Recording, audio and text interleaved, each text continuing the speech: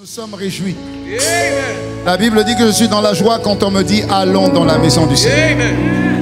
Il n'y a pas de joie en dehors de toi. Il n'y a pas de réjouissance en dehors de toi.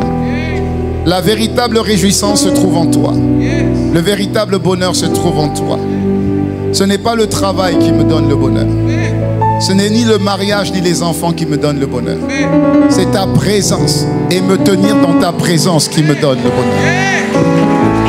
Voilà pourquoi je n'ai pas honte de toi. Je n'ai pas honte de toi devant les hommes. Si je dois danser, je danserai même devant les hommes. Merci pour le protocole que David avait compris et que David a appliqué. Et que Michal, sa femme, n'a pas compris. Elle a été disqualifiée alors que David a été distingué et élevé. Seigneur, David a dit, je ne danse pas devant les hommes, mais je ne me ridiculise pas devant les hommes. Et même si je me ridiculise devant les hommes, moi je danse devant le Dieu qui m'a pris alors que tout le monde m'avait mis à part. Le même Dieu qui a élevé David, c'est le même Dieu qui s'est détourné de Michal. Et la Bible dit que Michal est sortie en étant stérile et n'a jamais enfanté. Jésus a dit, celui qui aura honte de moi devant les hommes, j'aurai honte de lui devant le Père. Merci parce que la honte a été chassée de cette église et de mon frère et de ma sœur dans le nom puissant de Jésus. Seigneur, merci. Seigneur, merci. Emmène-nous à réaliser les profondeurs de tes paroles et emmène-nous à les pratiquer. Emmène-nous à vivre ces paroles. Ne nous arrête pas juste à écouter et à entendre sans les pratiquer. Ton serviteur, l'apôtre Ivan, dit très souvent que ce que tu n'appliques pas, tu ne le connais pas. Et des fois, nous pensons connaître sans appliquer. Il n'y a pas de connaissance sans application. Alors emmène-nous au-delà de la connaissance à l'application de ce que nous avons appris. La Bible dit que la révélation de ta parole est claire et elle donne de l'intelligence aux simples. Et c'est simplement que nous nous présentons devant toi. Quand nous devons te louer, nous le faisons simplement avec un cœur rempli de reconnaissance. Quand nous devons te prier, nous le faisons simplement avec un cœur rempli de gratitude. Et quand nous devons acclamer, nous le faisons pleinement avec un cœur rempli d'action de Christ. Merci pour ta présence. Inspire les pensées de mon cœur et les paroles de ma bouche. Et que ces acclamations soient pour toi, tendre Père, et pour toi, Jésus le Christ. Esprit de Dieu, prends le contrôle. Et que ton ministère soit déployé au milieu de nous. Au nom de Jésus, avec action de grâce, que quelqu'un me donne un amen vibrant comme le tonnerre. Alléluia. Amen, amen, amen. Est-ce que tu peux te tourner vers deux personnes et dire la joie du Seigneur remplisse ton cœur. Alléluia. Merci Seigneur Père. Alléluia. Merci. Alléluia. Merci Seigneur Père. Amen.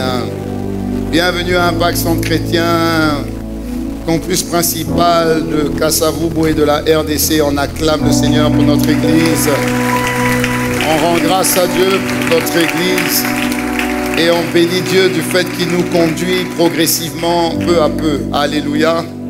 Dis-moi encore un bon amen. Voilà, qui est béni depuis ces dernières semaines ou depuis le début de l'année. Alléluia. Prends le temps d'acclamer Dieu. Prends le temps d'acclamer Dieu. Prends le temps de bénir Dieu. Amen. Vous savez, si vous devez être libre, c'est dans la présence de Dieu que vous devez être libre. Amen. On peut se retenir devant les parents, on peut se retenir devant son employeur, il n'y a pas de souci. On peut se retenir devant une autorité si vous voulez, mais en réalité, dans la présence de Dieu, on ne se retient pas. La Bible dit, je pense, c'est dans 2 Corinthiens 5, je crois, le verset 17, 2 Corinthiens 5, verset 17, je crois. Il dit que là où il y a l'esprit de vie, il y a la liberté. Je crois que c'est 2 Corinthiens 3, 5, je crois, c'est ça? 2 Corinthiens 3, verset 17, je crois. Là où il y a l'esprit de Dieu, il y a la vérité. Ou bien c'est 2 Corinthiens 5. C'est entre les deux, on va trouver. Là où il y a l'esprit de Dieu, il y a abondance de liberté. Amen. Tu as besoin d'être libre, c'est ça. Or le Seigneur, c'est ça. 2 Corinthiens 3, verset 17. Il dit, or le Seigneur, c'est l'esprit. Et là où est l'esprit du Seigneur, il y a là. Donc quand l'esprit du Seigneur est dans un endroit, l'une des preuves, c'est la liberté avec laquelle tu adores Dieu, avec laquelle tu pries, avec laquelle tu réponds à la prière, au message. Dis-moi encore Amen. Donc ne t'étonne pas que dans la maison de Dieu, on se réjouisse, qu'on danse, qu'on chante. Alléluia, parce que Dieu aime ça. La Bible dit que Dieu siège au milieu de la louange ou encore au milieu des acclamations de son peuple. Voilà pourquoi tu peux encore acclamer si tu veux. C'est important d'être libre. Tu peux le faire. Et tu peux le faire. Et il y a des choses que des fois on ne comprend pas. Vous savez qu'il y a des choses, mais des fois même on ne comprend pas pourquoi on doit venir à l'église. Tu viens à l'église parce que tu viens à l'église. Or, Dieu fait toutes choses pour une raison et pour une saison. Il y a un temps où tu peux venir à l'église. Et il y a un temps où des fois ça sera compliqué et tu ne pourras pas venir à l'église. Par exemple, il y a eu le temps du Covid, donc 2020 et 2022, c'était compliqué. Alléluia. Tu aurais bien voulu venir à l'église, mais c'était un temps où on ne pouvait plus. Donc, que tu puisses lire le temps et maximiser le temps, dis-moi Amen 2 fois. Et depuis quelques semaines, nous sommes en train de voir un thème important sur comment tu fais pour que les prophéties ou les promesses de Dieu pour toi soient manifestes dans ta vie. Tu as reçu la parole de Dieu, on a prophétisé sur toi, tu as reçu des promesses de Dieu. Chaque fois que tu as assisté à un culte, tu avais l'impression que Dieu te parlait. Est-ce que je parle à quelqu'un? Ok? Tu avais vraiment l'impression que Dieu s'adressait à toi. En fait, quand Dieu s'adresse à toi, c'est une bonne chose. Quand Dieu parle, c'est une bonne chose. C'est quand Dieu ne parle plus, c'est une catastrophe. Quand Dieu ne parle plus, c'est une catastrophe. Donc quand tu es dans un endroit où Dieu parle, c'est une véritable bénédiction pour toi, pour moi, pour ton frère, pour ta soeur. Donne-moi un bon Amen. Pourquoi? Parce que la parole de Dieu annonce toujours ce que Dieu veut que tu deviennes. La parole de Dieu annonce toujours ce que Dieu veut que tu deviennes. La parole de Dieu est un aperçu avant impression de la volonté de Dieu pour toi. Voilà pourquoi tu viens à l'église. Parce que si tu ne viens pas à l'église, tu vas écouter la parole de Dieu où? Ou du moins tu vas la comprendre où? C'est vrai que tu peux la lire à la maison, c'est vrai. Que tu peux aussi l'écouter par ton téléphone ou ton iPad ou ton ordinateur, c'est vrai. C'est vrai, je ne dis pas que ce n'est pas mauvais. Mais la Bible dit une chose importante, il dit voici qu'il est doux, je crois que c'est le psaume 133, je crois, c'est ça? Il dit voici qu'il est doux et qu'il est agréable, pourquoi? Pour des frères et des sœurs de demeurer ensemble. Il dit de demeurer ensemble. Voilà qu'il est agréable, qu'il est doux pour des frères et des sœurs d'être dans le même endroit, d'être ensemble. Il y a un temps où on doit être ensemble. Et le verset 2 et le verset 3 est en train de parler de la manifestation de l'esprit. Il dit c'est comme l'huile précieuse répandue sur la tête, sur la barbe et sur la barbe d'Aaron descend sur le bord de ses vêtements. Ça veut dire qu'il y a quelque chose de doux qui vient sur toi quand on est ensemble. Amen. Qui descend sur le bord de ses vêtements. Et il continue, il dit ensuite c'est comme la rosée. Il dit c'est comme la rosée de l'Hermon qui descend sur les montagnes de Sion. Et c'est cette phrase qui est importante. C'est là, regardez-le là, c'est à cet endroit où nous sommes ensemble que Dieu envoie la bénédiction et la vie est pour l'éternité. Je dis tu ne mourras pas au nom de Jésus. Je dis tu ne mourras pas au nom de Jésus. Tu vivras et tu verras les enfants de tes enfants dans le nom puissant de Jésus. Tu te réjouiras dans le nom puissant de Jésus. Amen. Et donc cette parole est aussi une promesse. Cette parole est aussi une prophétie. Dis-moi amen. Donc Dieu parle. Donc si tu viens à l'église, c'est entre autres pour comprendre mieux ce que Dieu veut te dire. C'est pour que tu aies de l'espoir pour cette nouvelle semaine.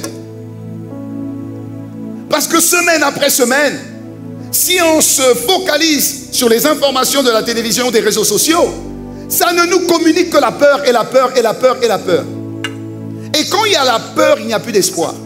Quand il n'y a plus d'espoir, il n'y a plus de vision. Quand il n'y a plus de vision, il n'y a plus de direction. Ça ne nous arrivera pas au nom de Jésus.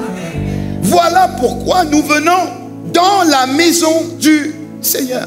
Et la Bible dit, je suis dans la joie. Parce que je sais que quand je viendrai dans la maison de Dieu, je ressortirai avec de l'espoir. Je ressortirai avec de la foi.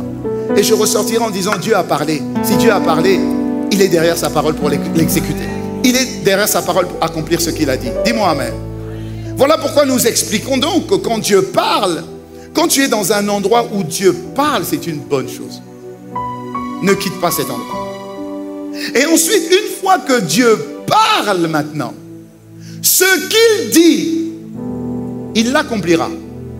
Seulement, il faut que tu comprennes qu'entre ce qu'il dit et l'accomplissement de ce qu'il dit, il y a des étapes et il attend que tu puisses remplir ces étapes.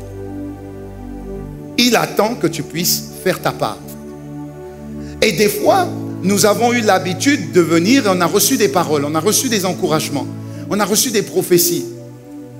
Mais ça fait 3 ans, ce que Dieu a dit, je ne le vois pas. Ça fait 10 ans, ce que Dieu a dit, je ne le vois pas.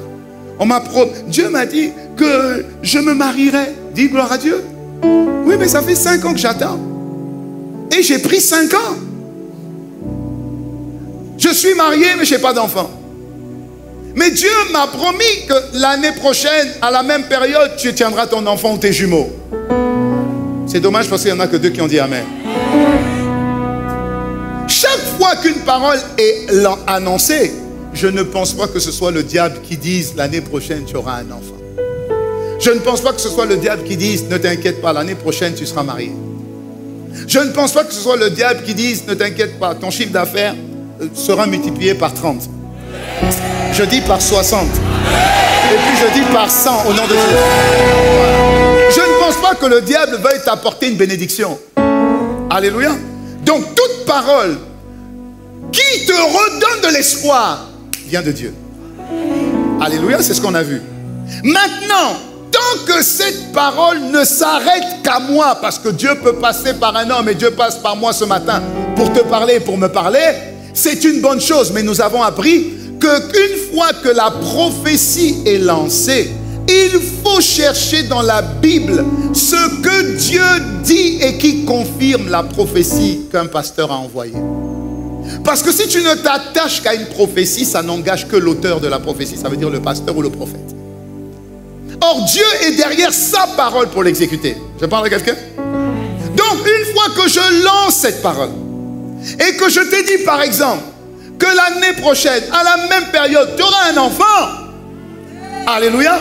Moi, je ne suis pas obligé de dire Amen à ça. Pourquoi? J'ai déjà les enfants, ça suffit. Sauf si Dieu me donne des enfants spirituels. Dites-moi Amen. Mais ce n'est pas forcément cette prophétie qui va réjouir mon cœur. Est-ce que je parle à quelqu'un? Mais si je dis que l'année prochaine, à la même période, ton chiffre d'affaires sera multiplié par 100, moi aussi je dis Amen, Amen, Amen, Amen, Amen.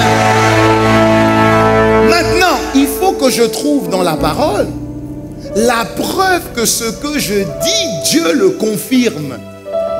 Est-ce que je parle à quelqu'un? Alors je peux aller dans le verset qui nous parle de la parabole du semeur. Et dans la parabole du semeur, on va nous mettre le verset. Il dit que quand une graine a été semée, un semeur sortit pour semer la semence. Et comme il semait, une partie de la semence tomba le long du chemin. Ok? Ensuite, il dit, et elle fut piétinée et les oiseaux du ciel la mangèrent. Très bien, on continue. Ensuite, une autre partie tomba sur le sol pierreux, deuxième terre.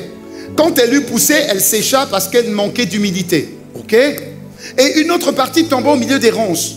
Les ronces poussèrent avec elle et l'étouffèrent. Ok.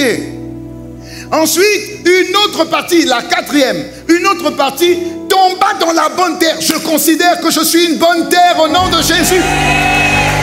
Et quand elle eut poussé, elle produisit du fruit au centuple. Ça veut dire, et puis il dit, que celui qui a des oreilles pour entendre, entende. Je considère que la prophétie est une graine, est une semence. Si elle vient dans mon cœur et c'est une bonne terre, cette parole va produire fois 100. Donc je prends la prophétie sur mon chiffre d'affaires qui va être multiplié par 100. Donne-moi un bon amen. Dieu a confirmé, il a dit par 100. Et donc je peux prendre la prophétie, la promesse. Je peux prendre la parole de Dieu. Je mets les deux ensemble. Et ensuite, je vais prier.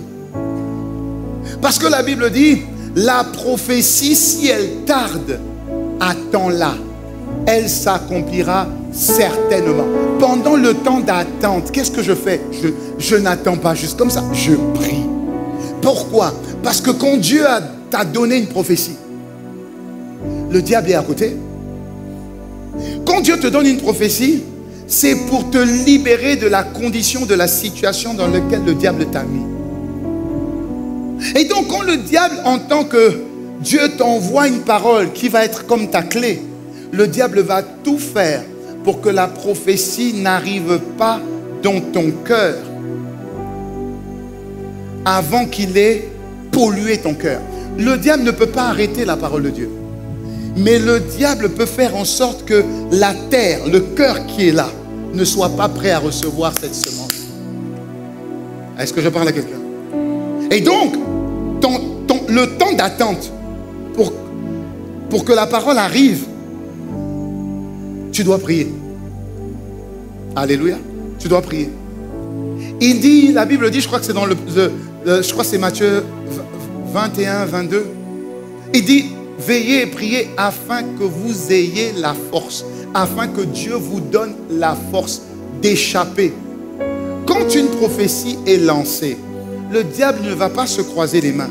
Le diable va tout faire pour que ce que Dieu dit, tu aies l'impression que Dieu tarde à manifester ce qu'il a dit. Et s'il tarde, tu vas commencer à regarder à d'autres options. Ou tu vas douter. Ou ton cœur ne sera pas prêt. Et ce que Dieu a dit ne s'accomplira pas. Pas à cause du diable, à cause de toi. Parce que tu n'as pas gardé ton cœur. Et tu n'as pas prié jusqu'à la manifestation de cette prophétie. Voilà pourquoi beaucoup de chrétiens aujourd'hui, on est rempli de promesses. Mais ça fait des années qu'on attend. Et ça fait des années qu'on attend. Et on ne voit pas la matérialisation de ces promesses. J'ai prié pour que mon conjoint, ma conjointe, mes enfants, mon collègue soient convertis. Ça fait 15 ans que je prie. Il n'y a toujours pas de conversion. Alléluia. Mais peut-être que dans la manière dont tu pries, vis-à-vis de ton conjoint, tu ne pries pas par rapport à la volonté de Dieu. Dieu ne veut pas que tu pries. En fait, la manière dont tu pries, je prie, Seigneur, que mon mari soit sauvé, que mon mari soit restauré. Ok, quand Dieu va venir te voir, Dieu va voir la motivation de ta prière et Dieu va voir la foi que tu as dans la prière. Donc Dieu va écouter ta prière, il ne va pas écouter ta parole. Il va écouter la motivation et il va voir si tu as la foi dans ce que tu es en train de lui demander. Alléluia. Par exemple, si tu demandes, Seigneur, je veux que mon mari soit converti, je veux que mon mari te connaisse. S'il regarde dans ton cœur la motivation, c'est pour que tu aies un meilleur mari, il ne fera pas forcément. Parce que la motivation est égoïste. Mais si tu pries en disant, Seigneur, je veux que mon mari soit sauvé, parce que mon mari a besoin de te connaître. Mon mari a besoin de faire de toi sa priorité. Mon mari a besoin de délivrance, a besoin de salut. Seigneur, mon mari, qui est le chef de la famille, a besoin d'avoir ta vision, a besoin d'être aligné sur tes orientations, a besoin de recevoir tes instructions. Parce que si la tête de la famille n'est pas inspirée par toi, il emmène la famille vers la destruction. Seigneur, je t'en prie, il faut que cet homme-là soit ton homme à toi. Je te le donne. Il faut qu'il soit ton fils. Je te le donne. Est-ce que je parle à quelqu'un ce matin? Alléluia. Et donc nous avons vu depuis plusieurs semaines comment ce que Dieu t'a promis peut arriver à manifestation. Et nous avons dit que sur la base de la promesse et sur la base de la parole de Dieu, la confirmation de la parole de Dieu, tu vas maintenant aller prier. 10 prières. 10 prières. Ok. Maintenant, Dieu, ce matin, je vais te dire, je vais rajouter une chose supplémentaire. Dieu n'exauce pas les prières. Dieu n'exauce pas les prières. Dieu exauce la foi de celui qui prie. Alléluia. Je répète. Dieu n'exauce pas les prières. Dieu exauce la foi de celui qui prie.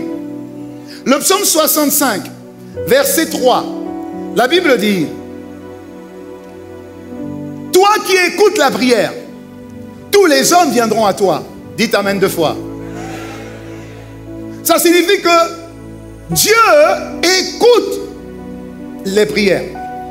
Mais écouter ne veut pas dire exaucer. Je peux écouter ta demande. Ça ne veut pas dire que je dis oui à ta demande. Est-ce que je parle à quelqu'un? Okay. Psaume 65, verset 6. La Bible dit: dans ta justice, tu nous réponds par des prodiges. Ça veut dire que Dieu répond aux prières. Alléluia. Maintenant, écoutez-moi bien. Et ça va vraiment nous aider à avancer avec Dieu. Maintenant, écoute bien. Si Dieu écoute la prière, et si Dieu répond de manière miraculeuse, qu'est-ce qui se passe entre les deux? Qu'est-ce qui se passe entre les deux? Ah ben la Bible dit, dans le livre de Marc 11, verset 24, écoutez maintenant, Marc 11, verset 24, la Bible dit: c'est pourquoi je vous dis, Marc 11, 24, suivez-moi rapidement, 11, 24, tout ce que vous demandez en priant, croyez. Ça veut dire que quand tu pries et que tu demandes, n'oublie pas de croire.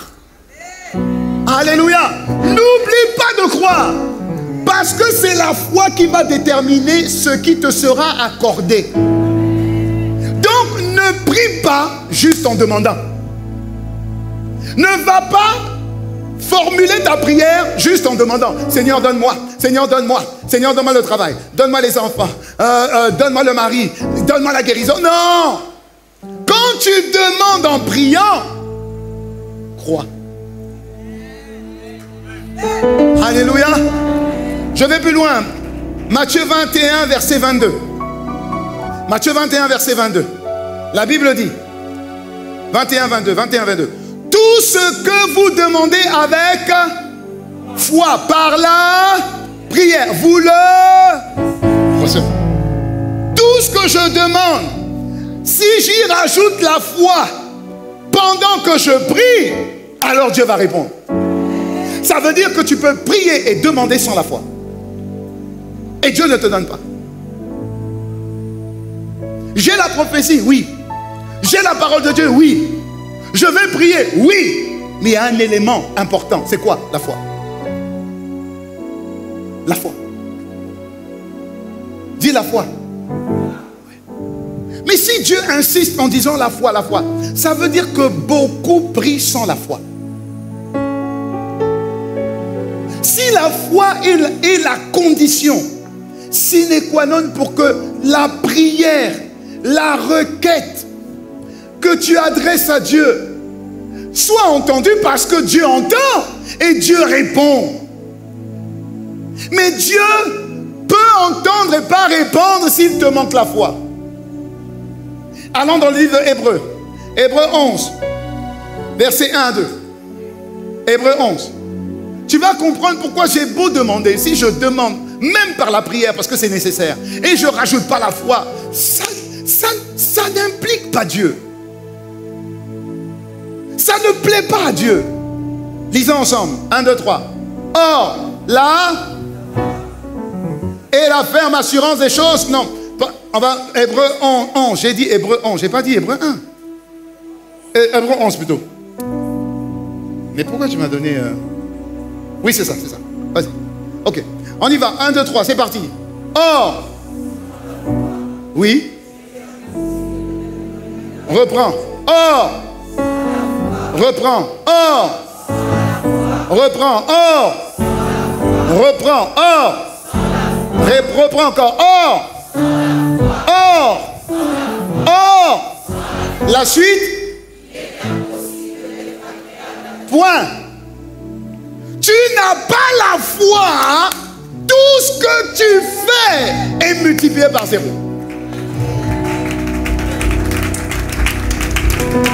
Sans la foi, c'est impossible. Ça signifie, avec la foi, tout est possible.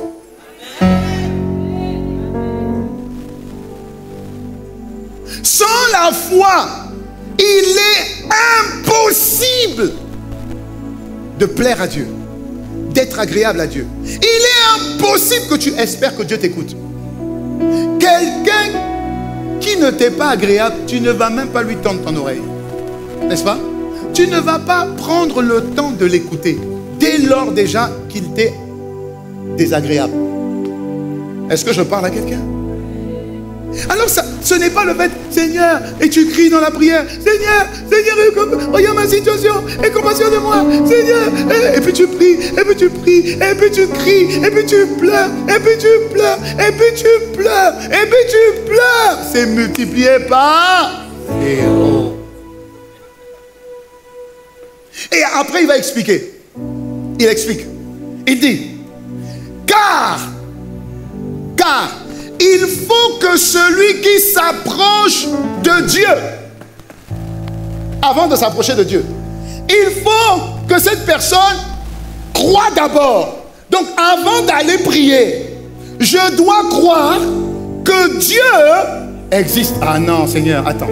Ça veut dire que ceux qui prient là ne savent pas que tu existes. Dieu dit, ils ne savent pas que j'existe, ils ne savent pas qui je suis. Ce n'est pas dans la prière que tu vas découvrir Dieu. Tu le découvres avant. Il dit que celui qui s'approche doit d'abord croire que celui vers qui je vais existe. Qu'est-ce que ça veut dire? Celui vers qui tu vas faire des demandes là, est-ce que tu sais qui il est? Est-ce que tu sais qu'il s'appelle Alpha, le commencement? Est-ce que tu sais que son nom s'appelle Oméga, la fin? Est-ce que tu sais qu'il s'appelle Tout-Puissant? Est-ce que tu sais qu'il s'appelle Tout Suffisant? Est-ce que tu sais qu'il s'appelle Omnipotent? Voilà, c'est ce que ça veut dire. Est-ce que tu connais son existence? Celui auprès de qui tu t'approches, est-ce que tu sais qui il est? Est-ce que tu sais qui il est? Est-ce que tu sais qu'il est capable de tout? Il voit tout, il connaît tout, il a tout, il peut tout. Je parle à quelqu'un? Je parle à quelqu'un? Donc tu dois savoir qui est Dieu. Ça c'est un. Deuxième chose, il est le rémunérateur de ceux qui le cherchent. Ça veut dire qu'il rémunère, il paye ceux qui le cherchent. Ok, tout ça c'est avant que je m'approche de lui, n'est-ce pas? Donc, quand je m'approche de lui, je dois m'approcher de lui pour une raison et pour la bonne raison. Alléluia. Je ne dois pas m'approcher de lui pour lui demander ce qu'il est déjà capable de faire ou qu'il a déjà fait. Je parle à quelqu'un? Donc, si je m'approche de lui, je dois m'approcher de lui pour la bonne raison.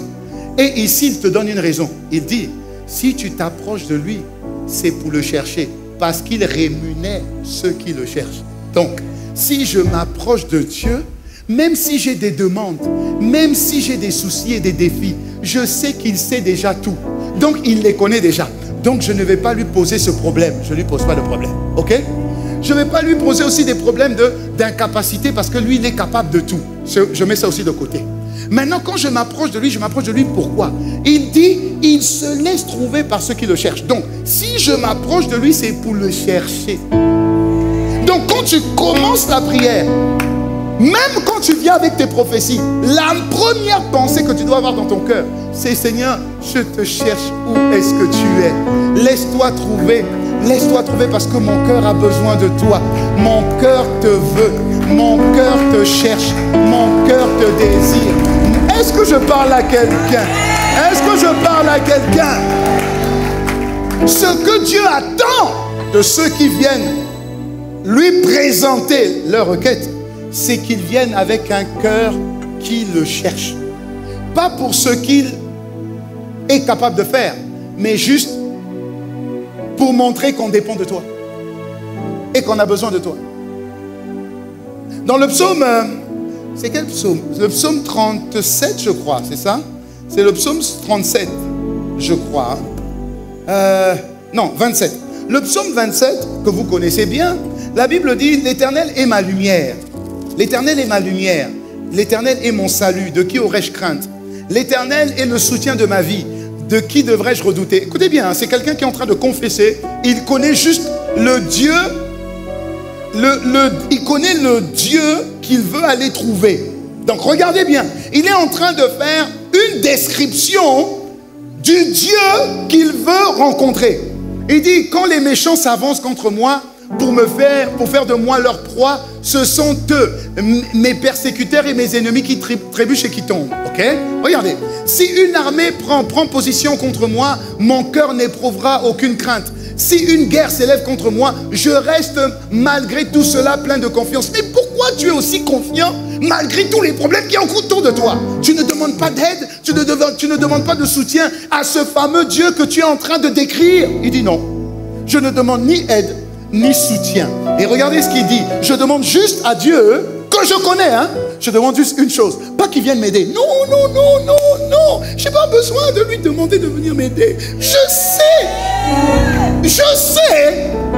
que j'ai droit à son aide, vous comprenez? Donc je n'ai pas besoin de lui dire aide-moi, parce que ça serait le rabaisser à mes propres sentiments et à mes propres besoins. Donc je n'ai pas besoin. Par contre, ce que j'ai à demander, si je peux seulement demander une chose, c'est quoi? Je désire habiter toute ma vie dans la maison de l'Éternel. Pour faire quoi? Pour contempler la beauté de Dieu et admirer son temple. Amen. Et regardez maintenant l'assurance qu'il a. Va la suite, il dit, car il me protégera. Donc le fait juste que je m'applique à adorer Dieu, célébrer Dieu, désirer Dieu. Si j'ai besoin d'aide, je ne demande pas l'aide. Je demande juste à mieux le connaître. Parce que je sais qu'en le connaissant mieux et en cherchant à le connaître, il me protège déjà. Dis-moi amen.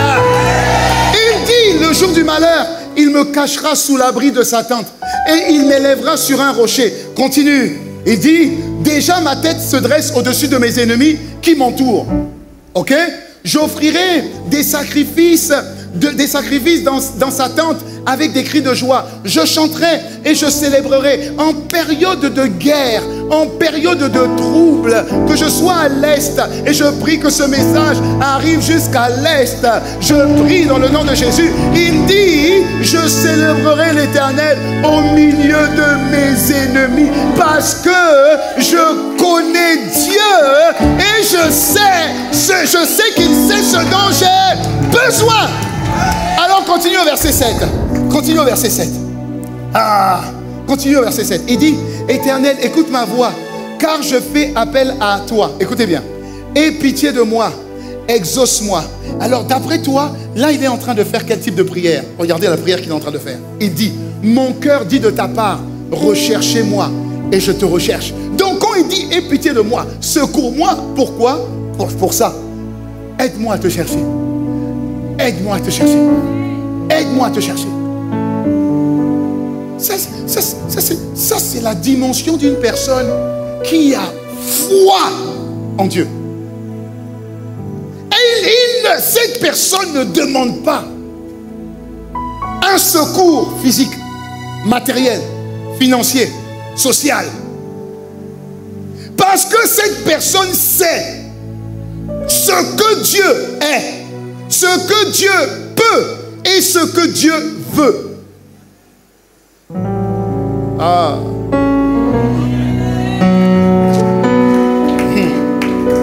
Alléluia. D'où le titre de mon message aujourd'hui, parce qu'il fallait que j'introduise avant que tu comprennes le message. Le titre du message de ce matin, c'est Dieu veut que tu sois un homme, une femme de foi. Alléluia. Dieu veut que tu sois un homme, une femme. Pourquoi le thème est tout petit à gauche? Petit thème.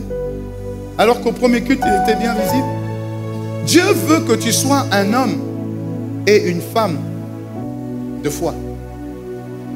Dis-moi amen. Parce que si tu es un homme et une femme de foi, c'est l'élément qui va emmener Dieu à te faire vivre ce qu'il a dit. On a lu Hébreux 11. On a lu le verset 1 et le verset 2, n'est-ce pas? Or, sans la foi, il est impossible d'être agréable à Dieu. Il faut que celui qui s'approche de Dieu croit d'abord que Dieu existe et qui rémunère ceux qui le cherchent. Ça, c'est Hébreux 11, verset 1 à 2. On va au verset 31, toujours dans le même chapitre. Tu vas maintenant au verset 31, au verset 33, au verset 33. Regarde ce qui est dit au verset 33. On parle toujours de la foi. La Bible dit, par la foi, ils ont vaincu les royaumes. Ils ont exercé la justice et ils ont obtenu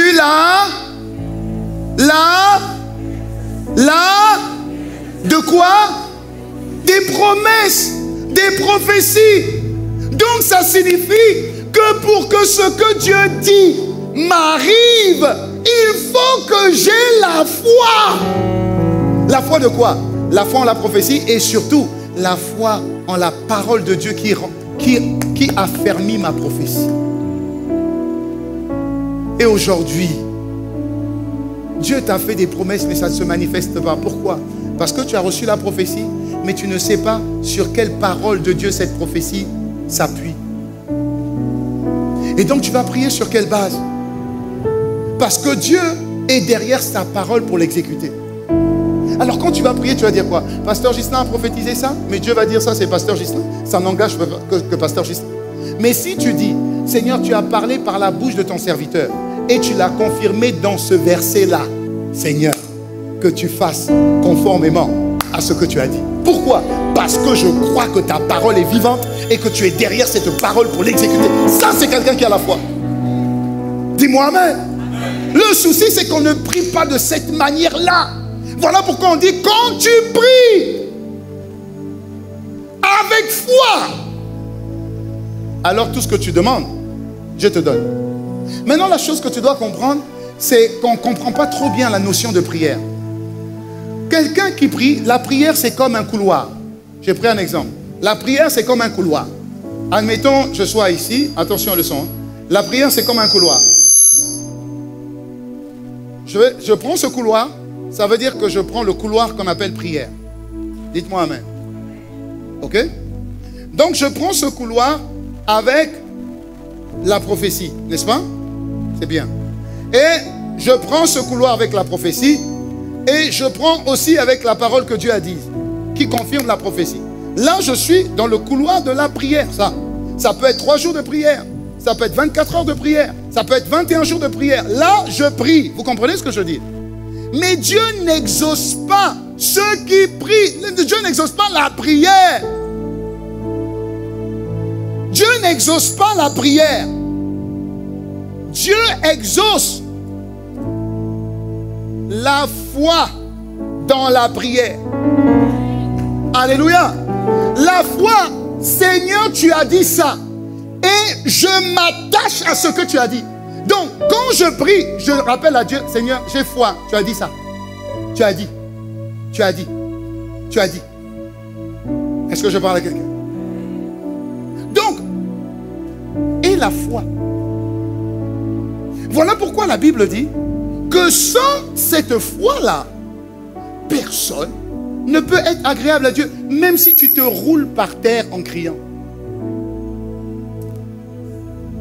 Alléluia. Alléluia. Dieu exauce ceux qui prient. Mais en réalité, Dieu exauce la foi de ceux qui prient. Et donc la foi c'est quoi? La foi vient de ce que Dieu te dit. Et la Bible dit dans le livre de Hébreux, marchez par la foi, ou encore vivez par la foi et ne vivez pas par la vue. En réalité, tout le monde ici a la foi. Dites-moi amen. Oui, tout le monde a la foi. Tout le monde, sans exception, a la foi. Amen. Tout le monde. Ok. Je vais prendre un exemple. Si je prends un exemple, Chris, allez, prends ta chaise.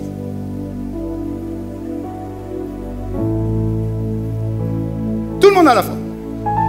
Bien. Monte. Ok. Regarde là-bas. Mets-toi devant la chaise. Ok. Chris, assieds-toi. Chris, lève-toi. Assieds-toi. Lève-toi. Assieds-toi. Lève-toi. Assieds-toi. Lève-toi. Chris, ferme les yeux. Assieds-toi. Lève-toi. Assieds-toi. Lève-toi. Ok. Attention. Je peux ou pas enlever la chaise?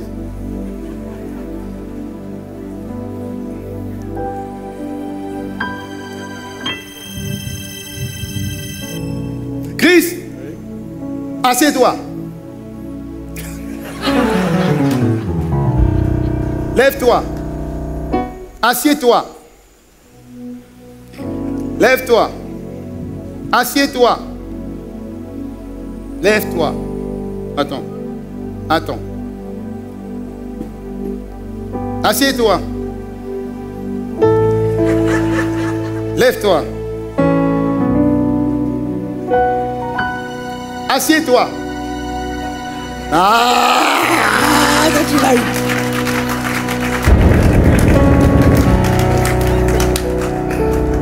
En fait, bon, Chris a été intelligent. Parce que en général, non, en général, on ne s'assied jamais comme ça. On s'assied comme ça. On ne s'assied jamais comme il fait comme ça, parce qu'après, il s'appuie sur ça. Ok? Donc, ça veut dire quoi? Ça veut dire que... Chris, t'as pas de souci. Assieds-toi normalement. Normalement. Ok? Chris, assieds-toi normalement. Non!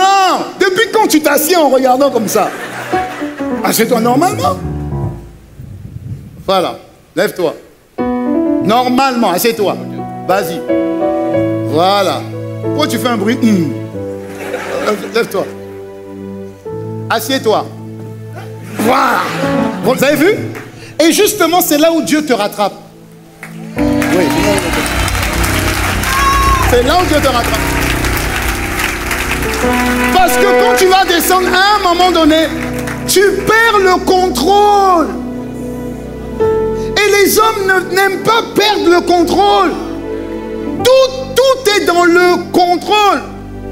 C'est un coach, hein? Mon coach. C'est pourquoi il est normal. Donc, vous voyez bien que même quand il a voulu s'asseoir, il contrôlait la situation parce qu'il s'est assis sur la base de ses muscles d'ici. Parce que dans la vie, vous voulez toujours tout contrôler. On veut tout contrôler. Ma situation, au cas où la prière ne prie pas, de toute façon, j'ai une situation B. Je connais un tel et puis je connais un tel. Et puis sinon, je fais confiance à mes études, à mon expertise. Ou bien sinon, je fais confiance à mon flair. Donc, la foi te dit, marche par la foi et non par la vue. Donc, Dieu te dit, tout ce que tu sais, ferme les yeux et marche. Maintenant, marche avec la même assurance. Maman, c'est pas facile. C'est pas facile. Tout le monde s'est assis sans réfléchir. Pourquoi? Vous aviez foi que cette chaise supporte le poids, ton poids. Donc tu t'es assis sans même te poser de questions. Tu as la foi dans la chaise. Si tu as la foi dans la chaise pour t'asseoir dessus, pourquoi tu n'as pas la foi en Dieu pour ce qu'il t'a dit? Je sais pas. Et donc les prophéties tardent. Parce qu'en réalité, on ne marche pas. Remets le verset de Hébreux 11, verset 33. On ne marche pas par la foi en la réalisation des promesses. Non. On marche avec un œil fermé et puis l'œil ouvert. Dieu a dit, hein, mais bon, on ne sait jamais. Parce que Dieu, là, vous comprenez ce que je veux dire? Et donc, à ce moment-là, on doute. Et dès lors que tu doutes, selon Jacques, la Bible dit que si tu doutes, ne t'imagine même pas que Dieu va faire ce que tu attends de lui. De la même manière, tu as foi quand tu vas prendre le Wewa pour qu'il t'emmène à destination. Malgré le fait qu'il peut y avoir incident et accident, tu es quand même à l'aise. Des fois, je vois des mamans, elles sont impressionnantes, hein?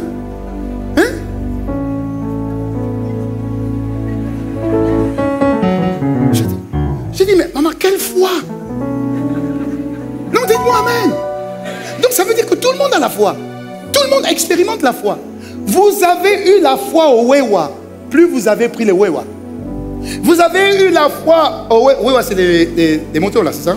Vous avez eu la foi dans les Wewa, plus vous avez vous-même pris. La première fois, c'était pas évident. Au début, vous vous attachez, c'est pas? Et puis à la fin, tranquillement. Pourquoi? Parce que ce que tu développes, plus tu développes, plus tu as la foi. Plus tu développes, plus c'est simple. Plus tu développes, plus c'est facile. Le problème chez nous, c'est qu'on a du mal à développer la foi en la parole de Dieu. Ça veut dire qu'on l'a écouté une fois au culte. Et après, on n'écoute plus la parole. Je sais juste que le pasteur avait dit que cette année serait mon année. Je rentre dans mon année. C'est tout. Mais est-ce que tu l'as réécouté? Parce qu'il y a des choses dans le culte que tu écoutes et il y a des choses dans le culte qu'on a dit mais que tu n'écoutes pas. Que ton entendement n'écoute pas. Et à force d'écouter le même culte, tu vas découvrir qu'il a dit des choses que tu n'avais pas écoutées la dernière fois. Et donc cela renforce ta première foi. Dis-moi amen. Sans la foi, tu ne peux rien faire. Vous savez que beaucoup de gens viennent à l'église sans la foi. La question que je vais te poser. Pourquoi tu es venu? Dis à ton voisin, mais il ne me répond pas. Dis, pourquoi tu es venu? Et tu vas dire, une question va dire, on m'a invité. Ok? Christ. On m'a invité. Ok. Tu es venu par rapport à la foi en l'invitation que j'ai faite. Mais tu n'es pas venu pour Dieu. Tu es venu pour honorer une invitation. Tu n'es pas venu pour Dieu. Vous comprenez ce que je veux dire, hein? Donc, même si tu viens dans la présence de Dieu et que ta foi n'est pas alignée sur ce que Dieu veut quand tu es dans sa présence, tu n'auras rien de Dieu. Voilà pourquoi beaucoup de gens viennent dans la présence de Dieu et ressortent tels qu'ils étaient rentrés. Parce qu'en réalité, ils ne sont pas venus pour Dieu. Il faut que ceux qui viennent croient que Dieu existe. Donc je peux saisir une invitation, mais en réalité, je reconnais que par cette invitation, c'est l'opportunité pour moi de rencontrer le Dieu dont j'ai entendu parler là. Vous comprenez? De rencontrer ce Dieu-là. Et je sais que je suis invité, mais j'ai besoin de rencontrer Dieu. Parce que ma vie a désespérément besoin d'un grand Dieu avec un grand D. Dis-moi amen. Et quand on n'a pas cette conscience-là, l'église va devenir comme un club, un restaurant, une nouvelle église. C'est bien, la louange là-bas est pas mal. Donc je vais aller voir pour voir un peu la louange. Je vais aller voir parce qu'apparemment la parole n'est pas mal. Je vais aller voir parce que les standards sont pas mal. Mais en réalité, je viens pour beaucoup de choses sans Dieu. Je ne viens pas pour Dieu. Parce que je ne sais pas le Dieu existentiel que dans la présence duquel je viens. Je ne viens pas pour ça. Dieu ne peut pas te donner si tu ne viens pas pour quelque chose de spécifique qu'il peut te donner. J'ai parlé à quelqu'un? La Bible parle d'une personne qu'on appelle Zachée. Zachée. La Bible dit que Zachée était riche. Dis avec moi riche. Okay. Ensuite, Zachée était un chef. Regarde le verset 1. La Bible dit, Luc 19, verset 1. Jésus était rentré dans Jéricho et traversait la ville. Ça veut dire que Jésus n'avait pas de rendez-vous à Jéricho. Il traversait Jéricho. Tu pars de la Gombe à Bandal, tu traverses Kasavubu. Amen. Donc, Jésus n'avait pas prévu de s'arrêter à Kasavubu. Je parle à quelqu'un? Ok. Alors la Bible dit, verset 2, la Bible dit, or un homme riche dans la ville, ça veut dire connu, nommé Zachée, chef et collecteur d'impôts. Ça veut dire le chef des impôts. Hein? Ça veut dire que non seulement il est riche, mais il est connu. Okay. Cherchez à voir qui était ce Jésus qui passait par la ville où il habitait. La Bible dit, mais il ne parvenait pas parce qu'il y avait une foule et en plus de ça, il était de petite taille. Ça signifie que malgré sa richesse, malgré ses connexions, il n'a pas pu atteindre Jésus. Une personne riche qui a des connexions, tu ne peux pas atteindre Jésus. Écoutez-moi bien. Il y a un protocole qui vous permet d'atteindre Jésus. Mais si tu te bases sur ton expérience, ta compétence, tes relations, tes choix, tes propres voies, tu n'y arriveras pas. Si tu mènes ta vie et tu bâtis ta vie basée sur tes diplômes, ton expérience, tes relations, tes compétences, tes performances, tu n'y arriveras pas. Tu seras limité. Il y a une dimension de ta vie qui va te limiter. Mais Zachée a dit, je veux voir Jésus. Alors Zachée va mettre en place un protocole. Il ne savait pas que ce protocole-là allait lui donner accès à Jésus. La Bible dit, 1, il courut en avant, entre guillemets. Plus tu es riche, moins tu cours. Demandez aux gens qui sont riches, est-ce qu'ils courent? Alléluia. Les gens riches ne courent pas. Quand tu prends une voiture, j'aime beaucoup, quand tu remontes vers Galaxy, il y a beaucoup de jeunes là. Hein? S'ils reconnaissent seulement ta voiture, ils sont capables de courir derrière la voiture pendant 200 mètres. Parce qu'ils veulent quelque chose, n'est-ce pas? Mais plus tu grandis dans la société, tu vas te rendre compte que moins tu cours. Plus tu es important, plus tu as de l'autorité, moins tu cours. Tu ne verras jamais une autorité courir. Tu ne verras jamais une autorité courir. Tu as l'impression que l'autorité les interdit de courir. C'est comme si ce n'est pas correct que tu cours. Je peux prendre le même avion que toi. Je suis en classe éco. Toi, tu es en first class. Hein? On va dire, dernier passager, tu vas courir. Hein? Moi, je suis dans le même avion que toi. Je courrai, enfin, pas moi, ton voisin. Il est dans le même avion que toi. Il ne courra pas. Il va s'arrêter. Ah, j'ai oublié un parfum. Alors que l'autre est en train de courir. Vous êtes dans le même avion. Donc, ça signifie que si tu es une autorité dans ce monde, et si tu es riche, normalement, tu ne cours pas. Dites-moi amen. Je connais des gens, je les ai jamais vus courir, jamais. Alors que j'en connais qui courent tout le temps. Alors lui, il était riche. C'était une autorité. Mais il a couru. Ça veut dire que quand tu veux rencontrer une personne appelée Jésus, ce n'est plus tes conditions, ce ne sont plus tes privilèges dans le monde que tu pourras utiliser pour rencontrer Jésus. Il faudra que tu t'humilies et quitte à courir. J'imagine même les gens disent, mais maître, mais qu'est-ce que vous faites? Il dit, papa, il faut laisser les maîtres là. Laisse-moi courir. Une chose. 2, il est monté sur un arbre. Et quand on monte sur un arbre, à l'époque, on n'avait pas de pantalon. Non, des fois on lit la parole et puis on avait des jupes. Le petit la monte sur l'arbre. J'espère qu'il a frappé d'aveuglement tous les gens qui étaient en dessous. Mais est-ce que vous pensez qu'il a eu le temps de faire ça? Il n'en avait rien à faire. Je prie que nous puissions tous accéder à ce niveau.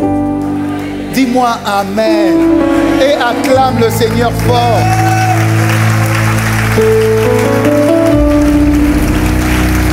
C'est pour ça, vous voyez, quand devant on a loué le Seigneur et puis naturellement tout le monde vient danser, c'est une attitude qui touche le cœur de Dieu. On n'est pas la seule église dans tout Kasavubu, sans compter Kinshasa. Nous ne sommes pas les seuls fidèles. Donc, on n'a qu'un seul Dieu. Et ce Dieu-là, l'attention doit venir sur toi. Donc, si tu penses que toi, tu es tranquillement assis, les gens sont en train de louer, de transpirer un peu, même si maintenant on a mis la clim, dit gloire à Dieu. Et que d'autres sont en train de louer. Ne te moque jamais. Au contraire, il faut faire comme eux. Parce qu'ils sont en train d'accéder à un protocole. Qui est un protocole céleste pour accéder à Dieu. Dis-moi Amen. Je continue. Il dit, il monta sur le sycomore pour voir Jésus qui devait passer par là. Regardez le verset 5. Lorsque Jésus fut arrivé à cet endroit, mais il y a la foule. Et donc, comme il y a la foule, forcément, les gens de la foule veulent accéder à Jésus. Et puis les gens de la foule disent, Jésus, mon père est malade. Jésus, ma fille est malade. Jésus, ma mère est aveugle. Jésus, aie pitié. Jésus continuait. Écoutez-moi bien. Jésus continue. Les gens criaient, fais ça, Jésus. Jésus continuait. Et arrivé à un instant, à un endroit, Jésus là, lève les yeux et regarde une personne appelée Zachée. Et il dit, Zachée, dépêche-toi de descendre, car il faut qu'aujourd'hui je m'arrête chez toi. Ça veut dire que tu as fait quelque chose qui a fait que mon agenda soit retravaillé pour que je vienne chez toi. Que tu sois le prochain Zachée. Que tu sois le prochain Zachée. Dis-moi Amen. Est-ce que vous pensez que c'est fini? C'est pas fini. Regardez. C'est pas fini. Vas-y vite, avance. Il dit, Zachée s'empressa de descendre. Écoutez bien, il y a des gens qui se sont forcément moqués de lui. Forcément.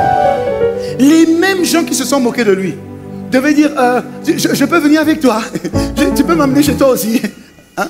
Les mêmes personnes qui se sont moqués de toi. Alors que tu semblais ridicule pour honorer Dieu. Les mêmes personnes se mettront à genoux devant toi. Se mettront à genoux devant toi. Les mêmes personnes. Les mêmes personnes. Alors la Bible dit qu'il a accueilli Jésus dans la joie. Comme on l'a fait tout à l'heure au début du culte. C'est pas fini. Regarde la suite.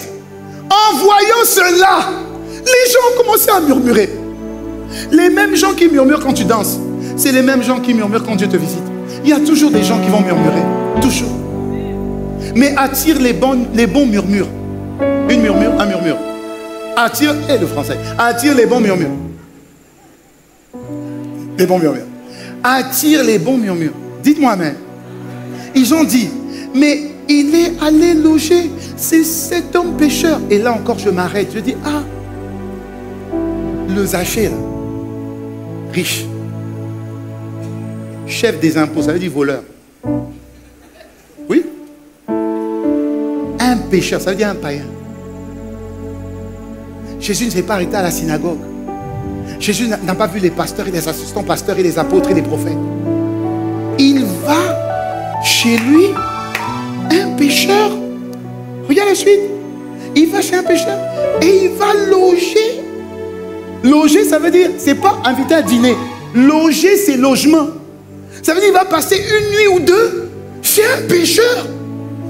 Mais qu'est-ce que ce pécheur a fait que nous, on n'a pas eu même en priant? Ah! Qu'est-ce qu'il a fait? Il n'a plus regardé à sa condition. Il n'a plus regardé à sa situation. Il n'a pas regardé à ce qu'on pouvait dire de lui. Ce Zachée-là, il avait la foi en ce monsieur-là. Il dit, je vais laisser tout ce que j'ai à faire. Il faut que je voie ce monsieur. Ça veut dire que, vous voyez, il voulait absolument le voir. Pas pour lui demander quelque chose. Il voulait le voir. Il faut que je voie ce monsieur. Est-ce que quand on vient à l'église, on se dit, Seigneur, accorde-moi la grâce de te voir aujourd'hui? Révèle-toi à moi d'une manière. J'ai besoin de te voir. J'ai besoin de ça. Un pécheur qui a fait ça. Regarde la suite. La Bible dit, mais Zachée se tenant devant le Seigneur dit, regarde les prières qui sont puissantes. Il commence par dire quoi? Seigneur. Ça veut dire, je reconnais, papa, que toi tu es un Seigneur. Parce que, sinon, quand je dis Seigneur, ça dit maître. Ça veut dire celui qui domine. Ça veut dire celui qui sait tout. Ça veut dire que tu connais ma situation. Tu la connais. J'ai même pas besoin de te dire, hein, tu connais ma situation. Et donc il dit non, Seigneur, je donne aux pauvres la moitié de mes biens. Et si j'ai causé du tort à quelqu'un, je lui rends au quadruple. Jésus lui a rien dit, hein. Lui-même, il dit, écoute, j'ai volé, je rends. Parce que il a vu quelque chose en Jésus. Et ce qu'il a vu en Jésus a transformé sa vie foncièrement à l'intérieur. Ça veut dire que le Zachée là, quand il va ressortir, ça sera une personne différente. Vous voyez, ce qui est terrible des fois, c'est qu'un pécheur rentre avec Jésus et il ressort différent, comme Zachée. N'est-ce pas? Mais les chrétiens, tu rentres, tu me dois de l'argent. Hein? Tu me dois. Tu ressors, tu fuis. C'est-à-dire que, vous voyez ce que tu fuis. Tu sais que la personne à qui tu dois est là-bas. Donc, dès qu'on va dire, on va prier pour la femme, ouh, toi tu es déjà parti. Tel on est venu, tel on repart. Un pécheur, un voleur comme ça, un truand, il dit, si comme je sais que j'ai volé à quelqu'un, je multiplie par 4. Je rends les dettes par 4. Jésus n'avait rien dit. Jésus a juste dit, je viens chez toi. Dis la suite. Wow. Alors Jésus dit à son propos, écoutez bien, le salut est rentré aujourd'hui dans cette maison. Ça veut dire que comme le salut est rentré dans cette maison, il n'était pas enfant d'Abraham, mais il devient enfant de la promesse. Il y a des choses, quand on parle de salut, quand on parle de salut, on parle de plus qu'une délivrance. Quand on parle de salut, on parle de plus qu'un exaucement à une promesse que Dieu t'a faite. Dieu peut te faire la promesse que tu vas te marier. Amen. Mais Dieu ne t'a pas fait la promesse que ta stérilité partira. Dieu peut te faire la promesse qui va te guérir de la stérilité.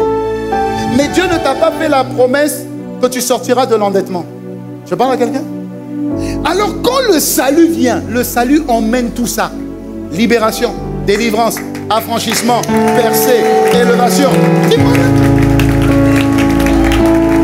Il y a des attitudes, un protocole de foi qui fait que tu n'as pas besoin de demander. Tu n'as pas besoin de demander et de plaider et de crier. Dieu donne au-delà de ce que tu demandes et au-delà de ce que tu penses par sa puissance qui agit en toi. La foi là dont je suis en train de parler, comme je disais ce matin, je ne comprends pas. Je suis ici dans ma prédication. Mais bon, c'est Dieu qui parle. Amen. La foi dont il est question, est le socle de la vie chrétienne. La foi nécessite que tu sortes du contrôle de la barque. Comme Pierre. Je sors de la barque. Je sais que je suis pécheur de père en fils. Je sais. Je connais la matière qu'on appelle l'eau. La barque, c'est mon expertise. L'eau, c'est mon expertise. Je ne prends pas Jésus comme le fils d'un charpentier. Je prends Jésus comme le fils de Dieu. Et donc, sur sa parole, parce que j'ai foi en sa parole, alors je peux sortir de la barque. Si je voyais Jésus comme charpentier, Pierre ne serait pas sorti de la barque. Jamais. Je ne serais pas sorti. Et c'est pourquoi il a dit, si tu es Jésus, le Seigneur, si tu es Dieu, pour qui tout est possible, alors dis, tant que tu ne parles pas, je n'ai pas foi. Parce que je connais l'eau. Alors il faut que tu parles. Il faut que tu parles. Parce que la foi vient de ce camp. Il faut que je t'entende parler. Alors Pierre dit, Seigneur, si c'est toi, ordonne que j'aille vers toi sur l'eau.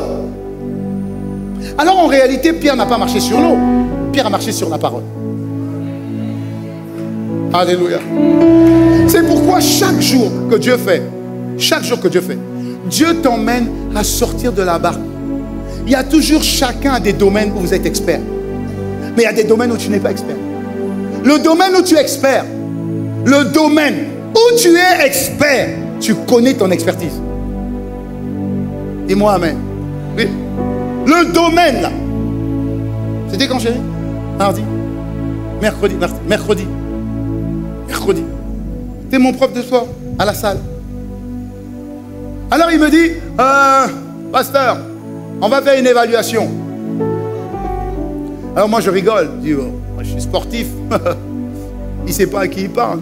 Je suis sportif, moi. Alors lui il rigole. Il dit, pasteur, ça ne sera pas long. Je dis, 2 kilomètres sur le tapis. Je dis, bon, c'est facile, 2 kilomètres sur le tapis. 9 minutes, c'est ça? À peu près, il faut faire 9 minutes. 8 minutes. Je dis, oh, ça va. Après 6 exercices, c'est ça? 6 autres exercices de 1 minute, 1 minute. 1 minute, je dis, oh. Facile. Alors lui, il me dit, pasteur, ça ne sera pas aussi facile que tu le penses. Je dis, oh, tu ne me connais pas. J'ai l'Esprit de Dieu en moi en plus. Alors j'ai commencé à courir. À un moment donné, je ne parlais plus. Je ne parlais plus. J'ai fini, je ne sais pas, au bout de 11 minutes. J'ai dit, bon, au moins j'ai fini. Après, il me dit, exercice de 1 minute. J'ai dit, c'est facile ça, je fais plus. Mais je ne sais pas qu'est-ce qu'il avait mis dans ces exercices. À la fin, heureusement, je ne vous ai pas montré la photo. J'étais comme ça. Nakoufi.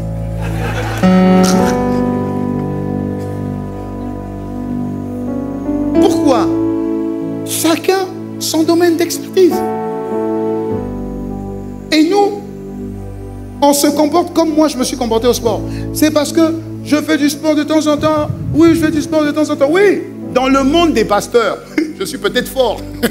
Parce que je n'ai pas beaucoup de concurrence. Mais dans le monde du sport, voilà. Et c'est exactement de la manière dont nous on se comporte. On connaît Dieu, vous voyez, on connaît Dieu. Donc quand on vient à l'église, on maîtrise. On se permet de dormir pendant le culte. Et puis maintenant, comme il y a la clim, on aime bien se mettre aux côtés de la clim. Comme ça, au moins, on va passer 2 heures, ça va être bien. Mais on ne vient plus même pour l'essence de la rencontre avec Dieu. Vous voyez? On ne vient plus pour ça. On pense qu'on connaît. Alors qu'en réalité, dans ce domaine-là, il faut marcher et puis courir en fermant les yeux comme ça. Mais on ne fait pas ça. Voilà pourquoi on a des vies chrétiennes mitigées. On mélange beaucoup Dieu. On prie pour une situation, mais on ne confie pas toute la situation à Dieu. Il y a toujours, on a toujours quelque chose à côté. Je parle à quelqu'un, non? On a toujours quelque chose à côté au cas où. On a toujours un plan B, un plan C. Mais Dieu, c'est le plan D. C'est Dieu. Il n'y a pas d'autre plan. C'est Dieu et c'est Dieu. Et rappelez-vous de ce que j'ai fait avec Christ. À un moment donné, assieds-toi. Il faut que tu fasses confiance que Dieu va te prendre. Même si tu penses vraiment comme tu vas penser, tu vas te faire mal. Au dernier moment, ton Rédempteur vit. Il te récupère. Que Dieu bénisse sa parole ce matin. Que Dieu bénisse sa parole ce matin. Que Dieu bénisse sa parole ce matin. Que Dieu bénisse sa parole ce matin. Bénisse sa parole ce matin. La série dans laquelle nous sommes, Dieu veut que tu sois un homme et une femme de foi. Est-ce que vous savez que la foi est le seul... Christ revient encore. Il dit, la Bible dit que tout est possible à Dieu. Ok? Admettons, non, Christ, mets-toi là. Il dit, tout est possible à Dieu. Admettons que, quand je dis tout est possible à Dieu, vous et moi, on est Christ. Dieu est ici. Dieu voit des choses que vous ne voyez pas. N'est-ce pas? Parce que Dieu a une position élevée. Donc Dieu voit la fin de ton histoire si tu continues de cette manière. Il voit la fin. Toi, tu ne vois pas. Parce qu'il y a beaucoup de défis. Tu ne vois pas. Alors Dieu dit une chose. Tout est possible à Dieu. N'est-ce pas? Donc ça veut dire ici. Mais Dieu nous donne une clé. Il dit, tout est possible à celui qui croit. Ça veut dire que par la foi, tu es au même niveau que Dieu. Même niveau. Si tu n'as pas la foi de Dieu, tu vas toujours opérer ici. Tu feras des choix, tu vas tomber. Tu vas faire un autre choix, tu vas tomber. Et puis tu vas faire encore un autre choix, tu vas tomber. Et tu vas perdre du temps. Alors que Dieu te dit, rachète le temps. Tu vas souffrir pour rien. Alors que Dieu dit, fais-moi confiance. Parce que quand tu vas parler comme Dieu, maintenant il dit, je suis derrière ce que tu dis pour accomplir. Parce que deux personnes ne peuvent, Amos 3:3, deux personnes ne peuvent pas marcher ensemble s'ils ne se mettent pas en accord. L'accord là, c'est la foi. Alléluia. Acclame le Seigneur pour toi-même. Ayaros, c'était barabaros. Shimarabaros, yareba andozia kasu tebare. Itabaro shaireba andozia kasu. Eros tama andozia kesi. Je te de moi. Je me livre à toi, Seigneur.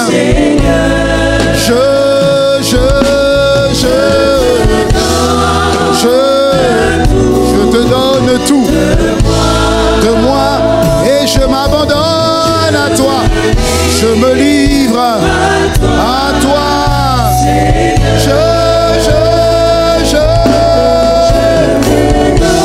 te donne tout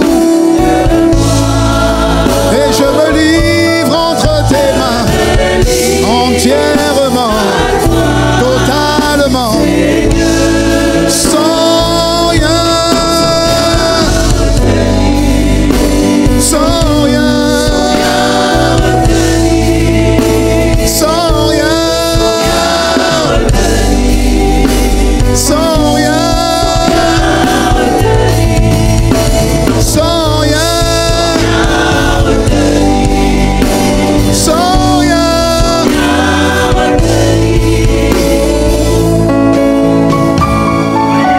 Fais cette prière avec moi, Seigneur Père, dans le nom de Jésus. Dans le nom de Jésus, Je te demande pardon.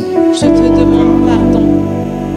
Je pensais mener ma vie Je pensais mener ma vie selon mes compétences, selon mes compétences, mes performances, mes performances, mon expertise, mon expertise, mes relations, mes contacts. mes contacts. Mais à dire vrai, Seigneur, Mais à dire vrai, Seigneur. les résultats aujourd'hui sont mitigés. les résultats aujourd'hui sont mitigés. Je ne suis pas satisfait Je ne suis pas satisfait d'une dimension ordinaire. d'une dimension ordinaire.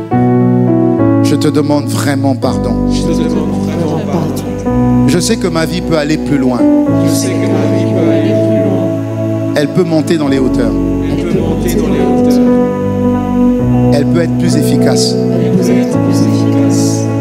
Le problème, c'est moi. Le problème, c'est moi. Mon niveau de foi Mon niveau de foi est trop naturel. est trop naturel.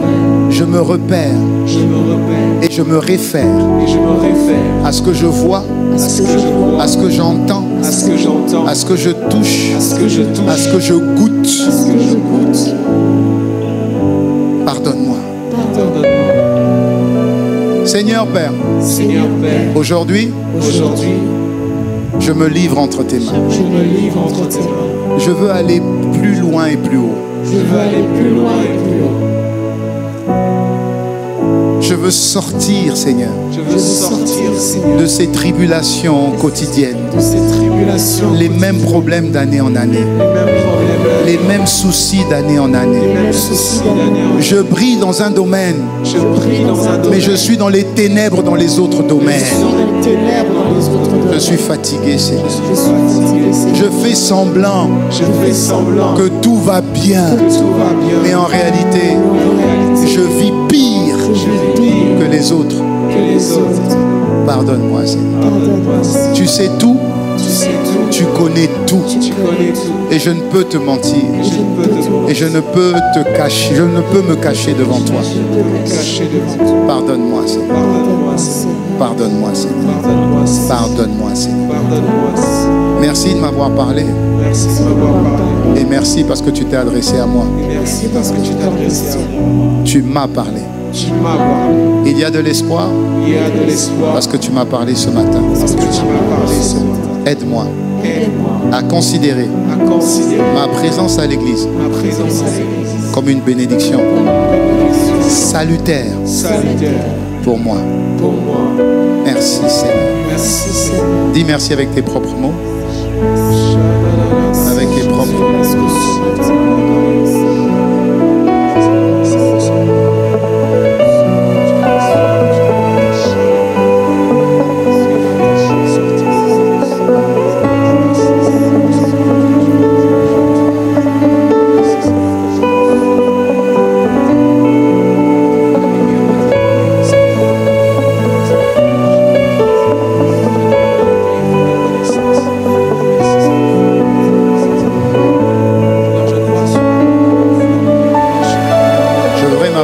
Maintenant à une personne en particulier avant de finir ce culte. Je voudrais m'adresser à une personne qui sait qu'elle n'a pas Jésus dans son cœur. Vous voyez Zachée, vous savez qu'il n'avait pas Jésus dans sa vie. Il n'avait pas Jésus dans sa vie. Il n'était même pas un enfant de l'Alliance parce que ce n'était pas un juif. Mais il a ouvert sa porte à Jésus. Et aujourd'hui, la porte là, c'est ton cœur. C'est toi qui dois l'ouvrir. La parole qui a été prêchée ce matin, elle est venue frapper à la porte de ton cœur. Mais c'est à toi d'ouvrir cette porte et de dire à Jésus, rentre, sois mon sauveur et sois mon Seigneur. Et c'est exactement ce qui s'est passé dans la vie de Zachée, parce que Jésus a dit, le salut est rentré. Ça veut dire que Jésus était le salut de Zachée. Et quand Zachée a parlé, il a dit Seigneur. Ça veut dire que Zachée a reçu Jésus comme son sauveur et son Seigneur. Et c'est ce que Dieu veut faire avec toi maintenant. Tu feras juste 3 choses, très simples, mais qui fera de toi un enfant de Dieu. La première chose, c'est que tu vas mettre ta main droite sur ton cœur si tu veux recevoir Jésus. Tu mets ta main droite sur ton cœur. Tout le monde a la tête baissée, chacun se focalise sur lui. La première chose, si tu veux que Jésus vienne en toi, c'est que tu dois mettre ta main droite sur ton cœur. La deuxième chose, c'est que tu lèves ta main gauche. Et la troisième chose, c'est que tu vas répéter cette simple prière avec moi. Quand tu vas répéter cette prière, Jésus sera ton Seigneur et Jésus sera ton Sauveur. Ta main droite sur ton cœur, la main gauche levée. Et tu répètes cette prière si tu veux vraiment que ta vie change à partir de maintenant. Dis avec moi, Seigneur Père, Ma main droite est sur mon cœur. Ma main gauche est levée. J'ai entendu ta parole. J'ai compris. Tu as décrit ma vie, mes blocages, ma situation et ma condition. Et tu ne t'es pas arrêté là. Tu m'as montré le chemin. Tu m'as donné la solution. La solution, c'est toi, Jésus. Alors je t'ouvre mon cœur. Ma main droite sur mon cœur est une invitation à rentrer dans ma vie. Ma main gauche levée est une invitation à prendre ma main et conduire ma vie. Aujourd'hui, je reconnais que tu es mon sauveur et que tu es mon Seigneur personnel. Conduis-moi. Bâtis ma foi. Fonde ma foi sur ce que tu dis. Aide-moi à marcher par la foi. Je te fais confiance. Par cette prière, je deviens enfant de Dieu. Membre de la famille de Dieu. Merci. Merci. Avec action de grâce. Amen. Est-ce qu'on peut acclamer le Seigneur ce matin?